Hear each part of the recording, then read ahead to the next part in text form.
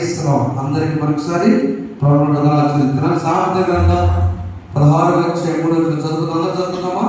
నీ పనుల భారము యెహోవా మీద ఉంచుము, అప్పుడు నీవు దేశంలో పరిశుద్ధ మహోన్నతునికి స్తోత్రం. ఈ విజ్ఞాపన దినాన్ని కొద్ది మాటలు ధ్యానం చేయబోతున్నాం. మాతో మాట్లాడండి. యేసు నామములో కూర్చున్నాం తండ్రి, ఆమేన్. మన 16వ అధ్యాయం ధ్యానం చేసుకుంటున్నప్పుడు ఇది చాలా మందికి ఇష్టమైనటువంటి మాట. ప్రతి వ్యక్తి దేవుని దృష్టిలో ఒక ఏలు ముద్ర ఎంత ఉంటుంది? ప్రపంచ జనాభా ఎన్ని కోట్ల మంది ఉన్నారో అన్ని కోట్ల మందిలో కూడా ఒకరి వేలు ముద్ర ఒకటి ఉండదు. అంటే అర్థమేంటి? అంతేనమ్మా? ఒక్కరి వేలు ముద్ర కమల పిల్లలు పుట్టినా అప్పుడే డాక్టర్ గారు ఇద్దరు ఒకేసారి ఒక్క సెకండ్లో జన్మించిన దేవుని మహా గొప్ప జ్ఞానం. అందుకనే మన సృష్టించిన దేవుడు కింది భాగం మనం చూసినట్లయితే యెహోవా ప్రతి వస్తువును దాని పని నిమిత్తము కలుగ చేశాడు. రైట్. ఇప్పుడు ప్రశ్న ఏంటంటే, దేవుడు మనల్ని ఎందుకు కలుగ చేశాడు? వస్తువుకే వాటర్ బాటిల్ కోసం, ఆ చక్కేమో యజ్ఞాలు చేసుకోవడానికి, ఆ కుర్చీ కూర్చోడానికి, ఈ వైపు మాట్లాడడానికి, బండేమో మనం కూర్చొని, ఇంత దేవుడు ప్రతి వస్తువుని దాని పరిమితం చేస్తే మానవుడు దానికోసం చేసుకోలేదా? చెప్పండి. అంటే మన జనం పక్షులాగా జంతువులాగా అక్కడ పుట్టి చచ్చిపోవడానికి కాదు. You are valuable. మీరు చాలా విలువైన వారు. మీలో ఉన్నది ఏమిటి? చాలా విలువైన ఆత్మ. ఈ ఆత్మ చాలా విలువైంది కాబట్టి నీవు నీ పనుల కోసం ఈ ఆత్మలను దూరం చేయబాక. ఈ నీళ్లు ముఖ్యమా, బాటిల్ ముఖ్యమా? తీసే మినరల్ వాటర్ లోపల నీళ్లు ముఖ్యమా, బాటిల్ ముఖ్యమా? కాదు. బాటిల్ మధ్య నీళ్ళు పారబోసి పెట్టుకుంటే కొత్త బాటిల్ కొనుక్కొని నీళ్ళన్నీ పారబోసి వాటి సందర్భంగా ఏమంటారు? వాటికి ఈ శరీరం అనేటువంటి బాటిల్లో నీరు ఏమిటంటే ఆత్మ. కనుక శరీరం నుంచి దిగులు పడబాక. నీ పనుల భారము యెహోవా మీద మోపు. మత్తయి సువార్త 6:33 లేదా పైన 25 నుంచి అయితే, ఏమి తిందుమో, ఏమి త్రాగుదమో, ఏమి ధరించమని చదవమా. కింద బాగుతుంది. ఏమి తిందు 6:33 చదువుకొని మత్తయి సువార్త 6:33. కాబట్టి ఆయన రాజ్యం, ఆయన నీతిని మొదట వెదకబడి అప్పుడు అవన్నీ అనుగ్రహించండి. ఏమని? నీకు ఈ శరీరానికి జాగ్రత్తగా రండి. ఈ శరీరానికి ఏది అవసరమో అవన్నీ పరలోకపు తండ్రికి తెలుసును. 25 అందులో నేను మీతో చెప్పినదేమనగా ఏమి తిందుమో, ఏమి త్రాగుదమో అని మీ ప్రాణం వచ్చాను, ఏమి తెలుసు దేవుడికి వచ్చాను. ఇప్పుడు అర్థమైందా మీకు? ఈ బాటిల్ ముఖ్యమా, ఆత్మ ముఖ్యమా, లోపల నీరు ముఖ్యమా? నీరే చెప్పడం. ఏం ముఖ్యం? నీరు ముఖ్యం. ఆ నీరు ప్రయత్నం దీని గురించి ఆ నీళ్ళు పోసిన ఆయన చూసుకుంటాడు. ఈ లోపల నీళ్ళు పోసిన వ్యక్తి ఆ బాటిల్ ఎలా ఉంటే బాగుంటుంది, ఎన్ని గంటలు ఉంటే బాగుంటుంది, ఆ ఫ్లాస్క్ అనేది ఆయన చూసి లోపల ఇంపార్టెంట్. ఆ లోపల ఏమి తిందమో, ఏం త్రాగుమో, ఏం తెచ్చుని నువ్వు చింతించు. నీ పనుల భారము అప్పుడు నీ ఉద్దేశంలో అప్రియమైనంగా. కరోనా వచ్చినప్పుడు ఇదే బాధపడ్డాం, వరదలు వచ్చినప్పుడు ఇదే బాధపడుతున్నాం. ఎలాంటి వరదలు ఎప్పుడు రాలేదు. సిఎస్ఐ పాస్టర్ గారు అన్నయ్య తమ్ముడికి ఒక సీనియర్ మంది శ్యామ్ బ్రదర్, ఆయన నంబర్ కూడా దగ్గర ఉంది. చింతమ్మలో ఒక రోజు ఇప్పుడు వచ్చిన వార్త, పాస్టర్ గారు చనిపోయాడు వరదలు. విజయవాడ నేను సముద్రాలు కూడా చనిపోవాలి. చాలా ఫీల్ అయింది. ప్రభా, నేను గొప్పవాడని కాదు, కానీ ఇక పాస్టర్ గారికి ఇంత టౌన్లో మహానగరం పెద్ద హాస్పిటల్ ఉన్న పరిస్థితుల్లో ఒక పాస్టర్ యవ్వనస్తులు 38-40 సంవత్సరాల యూత్ పాస్టర్ సిఎస్ఐ పాస్టర్ చెప్పారంటే, నీ ప్రాణము మన చేతి లేదు, యెహోవా చేతి. కాబట్టి రాత్రి మనం ఆలోచించింది, నీ పనుల భారం యెహోవా మీద ఉంచు. అసలు నీ ఆత్మ గురించి, నీ జీవితము విలువైనది, ఈనాడు ఏమాయతో శ్రీయేసునామం నీకెంత క్షేమం, ఈనాడే కృపా ఓ నిశ్చయమా జయయుగా యేసుని పరిణించెను నా నిశ్చయమా జయయుగా యేసుని పరిణించెను నీ జీవితము విలువైనది. అన్నగారా, తమ్ముళ్ళారా, దేవుని బిడ్డలారా, వాక్యం ఆలోచిస్తున్న వాళ్ళారా, you are most valuable, your life is valuable. మన జీవితం చాలా విలువైంది. నేను ముందు చెప్పాను, బైకులు పనిచేసినా చేయకపోయినా 7 గంటలకు ఆరాధన ఉంటుంది, కరెంట్ ఉన్నా లేక 7 గంటలకు ఆరాధన. ఎందుకు 7 గంటలకు పోచేయండి కదా, ఉదయం లేచిన విడుదలకు ఆహారం పెట్టలేదా? పెడుతున్నారుగా. దేవుడు అంటే అవకాశం ఉన్నప్పుడే దేవుడా? నో. విజయవాడ విజయవాడలో ఏ పని చేస్తే బతకవచ్చు, ఎవరు లెక్క చేయాలి, రౌడీస్ పార్టీ, ఇలాంటి పరిస్థితులు. నేను చెప్పిన మాట, దైవజనుడు చెప్పిన మాట, పెద్ద ఆయన అన్నమాట. ఇప్పుడు మళ్ళీ వస్తుంటే ఏ చెట్టు మా మీద పడద్దు, తుఫాన్ అని చెప్పారా? ఆల్రెడీ సర్వజాల దగ్గర కారం కట్ట తెగింది, పక్కన రెడీగా ఉన్నాయి. అది తెగితే మన పరిస్థితి కదక తొలబద్దలు ఎంతండి మన జీవితం. అయితే ఈ రాత్రి ఆలోచిస్తుందంటే, నీ భారము ఏ భారం? ఈ భౌతికమైన భారం ఎవరి కోపము, నీ ఆధ్యాత్మిక భారం స్టార్ట్ చేసుకో. తప్పకుండా ఒకసారి అసలు నీ ఆత్మ ఏ భాషలో ఉంది? ఆత్మ గురించి ఆలోచించే రాత్రి మన లైఫ్ ఇక్కడ కాదు, ఇది ప్రయాణం అవుతూ తిరుగుతున్నాం, భూమి తిరుగుతుంది ఆల్రెడీ. అందుకని 7వ వచనంలో చక్కని మాట ఉంది చూడండి. 7వ వచనం అది సామాన్యుల 16 వచ్చాము. ఇది ప్రాముఖ్యమైన విషయం. ఈ రోజున ఒకరి ప్రవర్తన ఎప్పుడైతే మన ఆత్మ గురించి మనం ఆలోచిస్తామో, మన భారం, మన పనుల భారం, ఏం తిందాం, ఏం త్రాగుదాం, ఏం ధరిద్దాం అని ఇంటి గురించి ఆలోచిస్తాం. ఉంది దేవుడి దగ్గరకు వచ్చేసి మరలేనప్పుడు దేవుడు అంటున్నాడు 16 ఒకరి ప్రవర్తన యెహోవాకు ప్రీతికరమైనప్పుడు ఆయన వారి శత్రువులను సహా వారికి మిత్రులుగా చేస్తాడు. మన శత్రువులు చెప్పండి, ప్రధాన శత్రువు ఎవరమ్మా? అపవాది. మన ప్రధాన శత్రువులు సాధారణ, ఇంకా ప్రధాన శత్రువులు, ముఖ్యమైన శత్రువులు ఎవరా? సాతాన. నిజం గుడివే చెప్పండి. మీ ఇంటికి ఒకరు ఉంటారు, అత్తగా కోడలు, కోడలకు అత్త, భార్యాభర్తలు శత్రులు, పిల్లల మంది కూడా పోతున్నారు.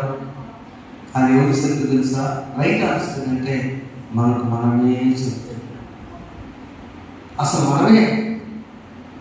మనలో శత్రుత్వం ఎందుకు వచ్చిందంటే, మనము అపవాదికి రా అంటే పాము అంటే దేవుని ఆత్మ ఉన్న అపమ పాము అంటే దగ్గర వెళ్ళబట్టి పాము అంటే ఆత్మ వచ్చి దేవుని ఆత్మ జారిపోయింది, పడి ఎదురుపడ్డారు. ఈ అపవాది ఆత్మ దీనిలోకి వచ్చేసరికి దేవుని ఆత్మ బయటకు వెళ్ళిందండి. సింపుల్. 2 కలిసి ఉండవు, చాలా కష్టం. 2 కలిసి, ఇట్ ఈజ్ ఇంపాసిబుల్. కనుక నీ ప్రవర్తనలో మొట్టమొదట దేవునికి ప్రీతికరమైన ప్రవర్తన కలిగి ఉండాలి. ప్రైజ్లో దేవునికి సిద్ధమైన ప్రవర్తన కలిగి ఉండాలి. దేవునికి సిద్ధమైన ప్రవర్తన కలిగి ఉన్నప్పుడు దేవుడు నీ శత్రులను వ్యక్తులుగా మారుస్తుంది. నీ జీవితం విలువైన చెప్తున్నా ఈరోజు. జీవితం విలువైన వ్యక్తి ఏం చేస్తాడు? నీ పనుల భారము యెహోవా మీద ఏమి తిందుమో, ఏమి త్రాగుమో, ఏమి ధరించుమో, పిల్లల పెళ్ళిళ్ళు ఎట్లా, చదువులు ఎట్లా, పనులు లేవు, డాక్టర్ ఎట్లా, అదే వీక్లీ ఎట్లా, వారాలు ఎట్లా, అది ఆలోచిస్తున్నాము. ప్రభు సన్నిధిగా ప్రభు మనకు అంతేకమ్మా. దేవుని సన్నిధి ఇంపార్టెంట్. దేవుని చెప్తున్నప్పుడు మొదట ఆయన నీతిని, ఆయన రాజ్యాన్ని మొదట వెతకండి. మొదట దేవుని ప్రాధాన్యత, అప్పుడు ఇవన్నీ చూసుకుంటాడు మొదట. అప్పుడు రెండవది నీ పనుల భారం 16 కాబట్టి 30 చూసుకుంటాడు. నెంబర్ 2 నీ ప్రవర్తన చట్టపడతాడు. యెహోవాకి ఇష్టం ఉన్నారు, మన కాదండి. శారీరక వాళ్ళు పనులు చెబితే మంచోడు అంటారు, నా పని చేస్తే నా పని చెబుతారు వాడు అంటారు. శారీరమేమో బండి 2 సార్లు ఇస్తే బండి ఇస్తే మంచి వేస్ట్. ఉదాహరణ చెప్తాను కాదు. దేవుడు అలా కాదు. దేవుడికి ఎలా ఇస్తుంటే ఆయన ప్రేమ శాశ్వతమైన ప్రేమ. చూడండి, ఒక సంబంధాన్ని చూస్తాను. శత్రువులు మిత్రులుగా మార్చడానికి ఆదికాండం 27 వచ్చాయను 41వ వచనంలో ఇంట్లో శత్రువు ఒక ఆయన ఉన్నాడు. అన్నదమ్ములు శత్రువులు, కవల పిల్లలుగా పుట్టారు, ఒకే గర్భంలో నుంచి పుట్టారు. అబ్రహాముకు మనవళ్ళు, అబ్రహాముకి ఇస్సాకు ఇద్దరు కవల పిల్లలు ఒకేసారి జన్మించారు. వారి పేర్లు ఏం పేరు చెప్పండి? ఇస్సాకు కొడుకుల పేర్లు ఏశావు, యాకోబు. వాళ్ళిద్దరు పెద్ద శత్రులయ్యారు. కూర కోసం తమ్ముడు ఏం చేశాడంటే అన్నయ్య మోసం చేసి జ్యేష్ఠత్వం తీసుకున్నాడు. 27 వచ్చి 41 చదవండి.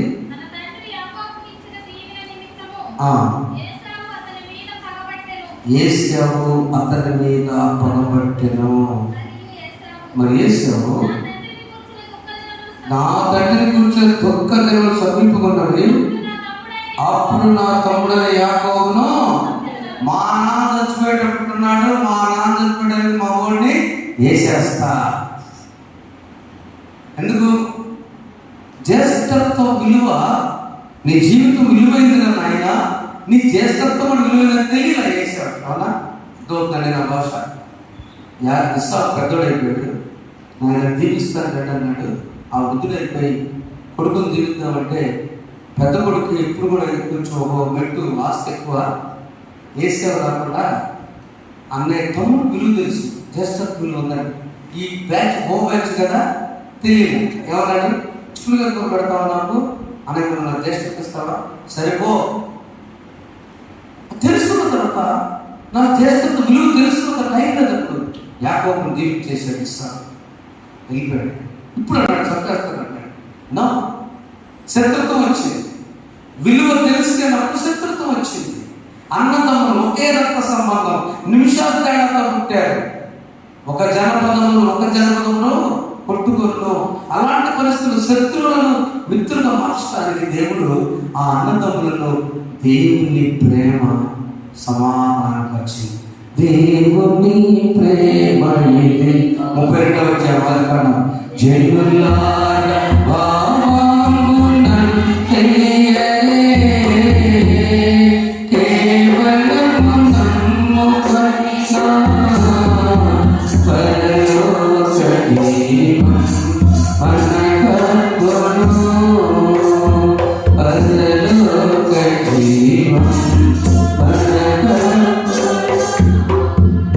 నీకు శక్తులు ఉన్నారు బాబు యాకోబు, నీకు తోడు మేము వస్తామని 32వ అధ్యాయం మొదటి వచ్చి చదవండి. దేవదూతలు వచ్చాడండి. యాకోబు తన త్రోవను విడుచుండగా దేవదూతలను ఎదుర్కొని వచ్చి ఆ దేవదూత చూచి ఇది దేవుని సేన అని చెప్పి ఆ చోటికి అంటే అర్థం 2 సేనలు అంటారు. మీ అన్నయ్య చంపేసినట్టున్నాడు. మన విషయాన్ని ఒకరి ప్రవర్తన దేవునికి ఇష్టంగా ఉన్నప్పుడు శత్రులను మిత్రులుగా మారుస్తుంది. అవునా? మొదటి జీవితం విలువైంది. అది మాత్రం నీ భార్య యెహోవా మీద మోపు ఆయన చూసుకుంటాడు. ఏమి తిందా వెతుకుతుంది. యెహోవా మీద మోపు అంటే ఆయన నీతిని, ఆయన రాజ్యాన్ని మొదట వెతుకుదాం, దేవుని బిడ్డగా ఉందాం, విశ్వాసం ఉందాం. రెండవది ప్రవర్తన ఇష్టంగా దేవుని ప్రీతికరం అంటే అబ్బా చదువు ముఖ్యం కాదు, ప్రవర్తన ముఖ్యం. బాగా మార్పులు వస్తాయి. కనీసం మేడకి కంట్రోల్ తినగలరు. వాడంటే కోపం వస్తారు కదా టీచర్స్కి, అవునా? మార్కులు రావు, చదువుతున్నాడు వద్దే, వాడు ఒక క్రమం ఉంటాడు, జారీ జరిగింది, వీడికి ఎలా చెప్తే బాగుంటాడు. ప్రవర్తన important rather than your knowledge and marks. దేవుడు మనకు జ్ఞానం ఇస్తాడంతే. ఇక్కడ యాకోబుకి దేవుడు ఒక దేవదూతల సైన్యాన్ని పంపించి, ఇదిగో మీ అన్నయ్య ఆలోచనము, ఆ దూతలు యాకోబులో తిరిగి వచ్చి మేము ఈ సోదరు ఏసావును పెడితే 400 మందితో నీకు ఎదుర్కొని వచ్చినట్టు చెప్పగా యాకోబు మిక్కిలి భయపడి 9వ వచనం ప్రార్థన చేస్తున్నాడు చూడండి. అప్పుడు యాకోబు చదవండి, నా తండ్రి అయిన ప్రభువు దేవా, ఇస్సాకు దేవా, నీ దేశానికి నీ బంధువులు తిరిగి వెళ్ళము, నీకు మేలు చేస్తే నాతో చెప్పిన యెహోవా, నీవు నీ సేవకు సమస్తమైన కారణము సమస్త సత్యములు అపాత్రులను. మా అన్నయ్య పరిస్థితులు తప్పు చేస్తే నేను ఒప్పుకుంటున్నాడు, నా సోదరు ఏసావు చెప్పిన దయచేసి పగలొచ్చును, నన్ను తప్పించుము, అతను వచ్చి పిల్లలతో కన్నా చూడమని భయపడుచున్నాడు.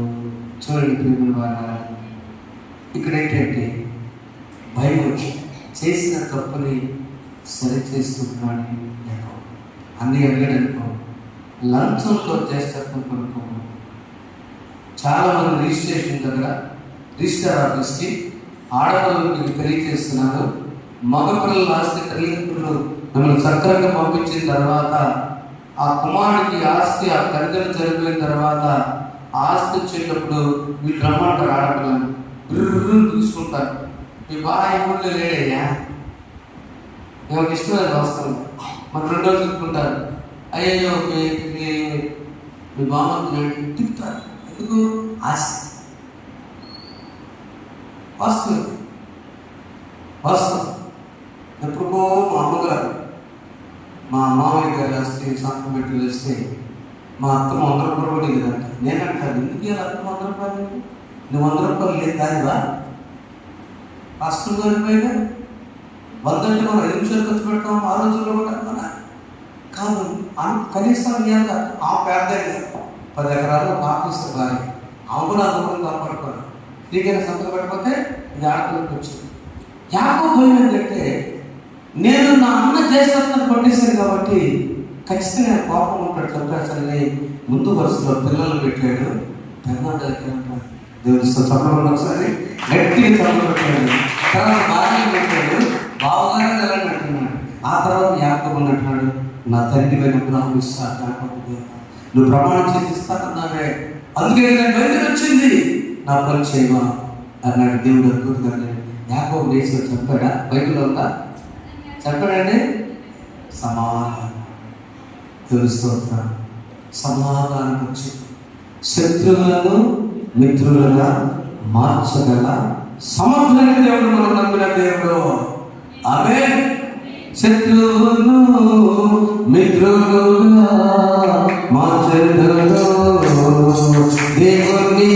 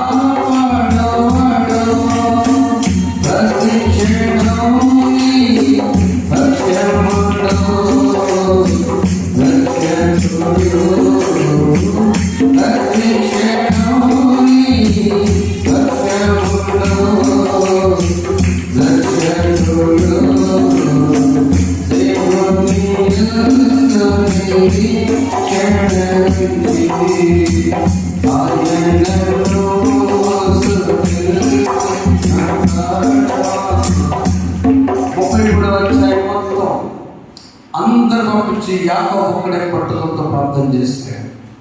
ఆ తర్వాత ఆశీర్వదించాడు, సమాధానపరిచాడు దేవుడు. 30 రోజులు చదువుకో. ఈ రాత్రి మనకు కావాల్సింది నీ జీవితం విలువైన.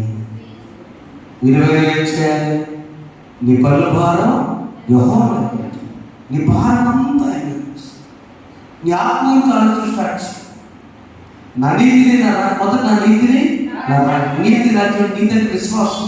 అబ్రహాం దేవుని నమ్మిన నీతి కాబట్టి విశ్వాసం అంటే ఆయన చూసుకుంటాడు. రెండవది ఆ యొక్క జీవితంలో నువ్వు నేర్చుకోవాల్సిందంటే ప్రవర్తన ఎలా ఉండాలి? మంచి దేవునికి ఇష్టమైన పశ్చాత్తాపంతో దేవునికి వేసుకోవాలి. కౌగలించుకొని చెప్పబడిన ఒకసారి అతని మెడ మీద పడి ముద్దు పెట్టుకునే వచ్చిన 4వ వచనం. అతని మెడ మీద పడి ఎవరి మీద?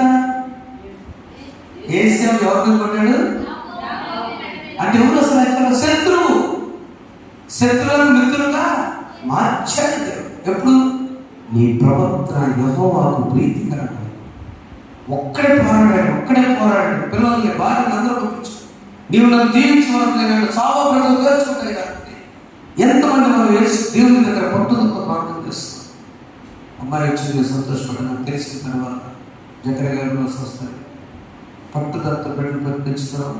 ఎక్కడ లోపంలో చదివేసుకున్నాం ప్రార్థన భార్య భర్తలు వచ్చింది కాక అమ్మాయి ఏం కాదు కిడ్నీ రాళ్ళు లేవు నమ్మకం అనేవాళ్ళు. ప్రభువు మించింది లేదు. నా ప్రియమైన బిడ్డని రాత్రి మనందరం కూడా నీకు ఇష్టమైన ప్రవర్తన నేను జరిగిస్తాను. నా భారం నీకే ఇస్తాను. నువ్వు చూసుకుంటావు వివాహం, నువ్వు చూసుకున్న చదువులు, నువ్వు చూసుకుంటున్న విషయాన్ని ప్రభువు మీద ఆధారపడదాం. ప్రభుకి ఇష్టమైన ప్రవర్తన జీవితం, the very good life which pleasing to God almighty. దేవుని సంతోషపరిచే జీవితం జీవితం. అప్పుడు దేవుడు మిమ్మల్ని ఆశీర్వదించుగాక. చిన్న ప్రార్థన చేస్తున్నాం. పరిశుద్ధాన్ని పొందాలి. విన్నవాక్యం నీరు కట్టి శక్తులు ముక్తులుగా మార్చు. అందరూ ప్రార్థన చేసుకుంటారు. ఒక్క నిమిషం అమ్మగారు వచ్చి ప్రార్థన చేస్తున్నారు. అందరూ లేచుకుని ప్రార్థన చేసుకున్నాం. అందరూ లేచి నిలబడదాం. శత్రువులకు దేవుని యందు నిరీక్షించి ఆయనను స్తుతించున ప్రాణమా దేవుని యందు నిరీక్షించి ఆయనను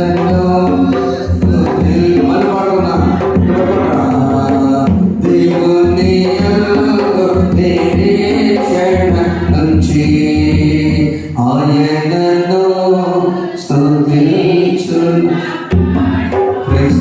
ఆయనే నిరీక్షించు, ఆయన చూసుకుంటాడు. నీ పనులు భారమైన, ప్రతి ఆహారమైన, వస్త్రమైన, చదువులైన, ఆరోగ్యమైన, ఆర్థిక సమస్య, బిడ్డలైన, సంతానమైన, వివాహాలైన, ఏదైనా కూడా ఆయన చూసుకుంటున్నాడు. ప్రార్థన చేస్తాను.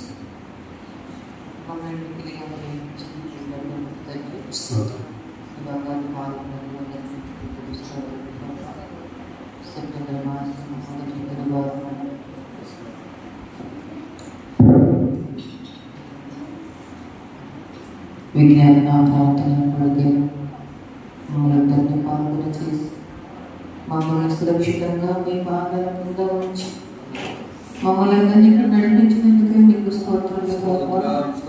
అనేకమైనటువంటి ఇరుకులు ఇబ్బందుల్లో ఉన్న వారి కంటే మేము గొప్పవారు కాదు కానీ ప్రభా, కేవలం మీకు వస్తున్న కృప చొప్పున మమ్మల్ందరినీ మీ సురక్షితమైన క్షేమకరమైన బాహులతో సంరక్షించి ప్రభా, ఈ రాత్రికాల సమయంలో మీరు మాకు చెప్పిన అమూల్యమైన మాటలను బట్టి మీకు స్తోత్రములు ప్రభా. నిజమే తండ్రి, నీ పనుల భారం ఏమో మీద నుంచి అప్పుడు నీ ఉద్దేశం సఫలముగా శ్రమించారు దేవాతని. మా పనిలో భారం మీ మీద ఉంచి మా ఉద్దేశాలు సఫలపరుచున్నట్లుగా ప్రభా దేవాతండ్రి మమ్మల్ని మాత్రం మీకు అప్పగించుకునే ప్రయత్నం దయచేయండి తండ్రి. ప్రభా నీ ప్రవర్తన ఏమో మాకు ప్రీతికరమగినప్పుడు ఆయన వాళ్ళ శత్రువులను మిత్రులుగా చేస్తానన్నారు. నిజమే తండ్రి ప్రభా, మా ప్రవర్తన మీ దృష్టికి ప్రీతికరంగా ఇష్టంగా ఉన్నట్లుగా ప్రభా మీరు మా మీద కుమ్మరించమని ప్రార్థిస్తున్నాం. మా ప్రవర్తన మార్చుకునేటువంటి గొప్ప జ్ఞానాన్ని మా అందరికీ దయచేయమని ప్రార్థిస్తూ మా బిడ్డలందరినీ మీ హస్తాల్లో పెడుతూ దేవ మమ్మల్ని దీవించమని మీకు ఇష్టమైన మీకు ప్రీతికరమైన ప్రార్థన ప్రవర్తించే గొప్ప భాగ్యం అందరికీ దయచేయమని నజరేయుడైన యేసుక్రీస్తు నామములో అడిగి వేడుకొని ప్రార్థిస్తున్నాము తండ్రి. ఆమేన్. తీసుకుంటున్నాం. దేవుడు మిమ్మల్ని దీవించుగాక. ఆమేన్. Thank you all. God bless you brothers. Happy Teachers Day. Tension పడద్దు, మీ పనుల భాగము టీచర్ గారికి తెలియజేస్తున్నాను.